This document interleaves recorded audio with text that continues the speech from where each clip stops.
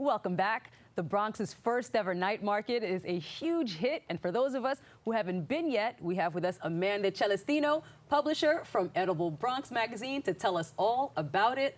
Welcome, Amanda. Thank you so much for being here. Thank you for having me. Absolutely. So before we get to the night market, tell us a little bit about Edible Bronx, the magazine here. Sure. So Edible Bronx, we're celebrating our 2-year anniversary. We've been publishing for 2 years. This September will be our 9th issue, which is very exciting. We're print and digital, so we have original content online. We come out with a magazine quarterly, and it celebrates food, drink, culture, a little bit of art and lifestyle in the Bronx, but mostly it's very heavily focused on food, drink, culture, and celebrating that in the borough. So tell us a little bit about how you came up with this idea one day. So Edible is actually a national magazine. There's 90 across the United States and in Canada, but they're all independently owned, so it's a licensed name. And one day I was sitting and I was driving around the Bronx and I was like, why is there no Edible in the Bronx? There should be an Edible here. So that was it. I made up my mind and I did it. That's awesome. Yeah. So tell us a little bit about what to look forward to in this next issue. So the next issue, this is our summer 2018 issue. It came out about a month ago.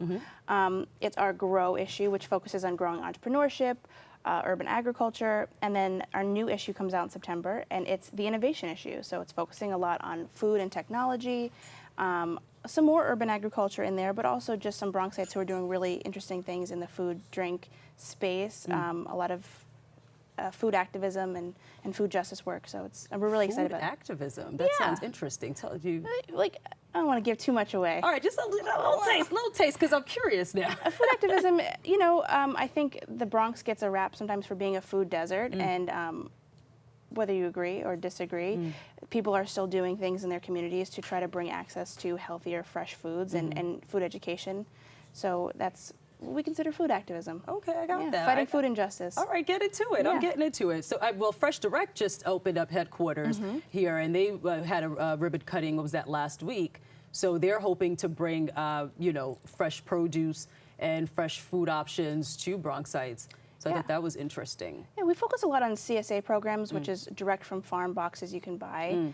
It's almost like a club you can join. They have them in almost every neighborhood in the Bronx. You can find a CSA program, and you join for the season. You get a box every week of whatever is fresh, whatever's in. Whatever's in season. Exactly. There's a lot of great farmers markets in the borough, which is another great way to buy in-season fresh produce, usually cheaper than you would find at a mass grocery chain, and fresher. Okay. Yeah. All right. So we'll keep an eye out for that. So the night market, this it opened up when again? June 30th was our first night market. June 30th. And it was incredible. The first one. Yes.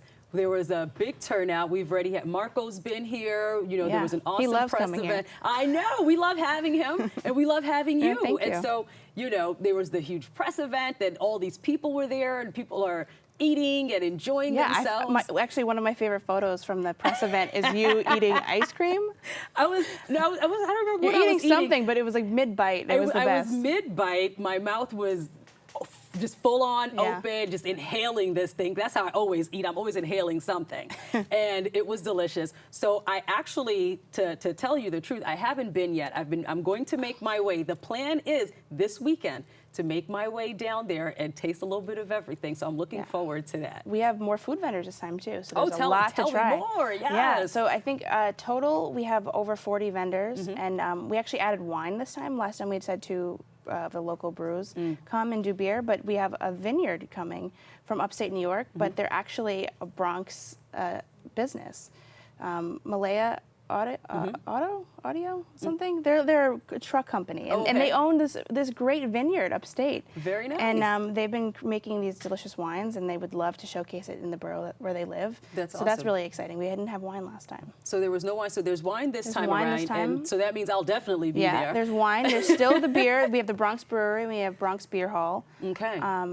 And then some interesting food finds. So what has been the reception? What are you guys hearing? Are you guys like, you know, do you have like, do you have feelers out kind of listening in on conversations? What are people saying? Of course, people are excited. People said it was a great turnout. They had a great time. It's something really positive for the borough. That's what Marco and I have been hoping, is that it's kind of bringing everyone together, you know, bringing neighborhoods together, bringing people together, and just enjoying good food and good music and good vibes.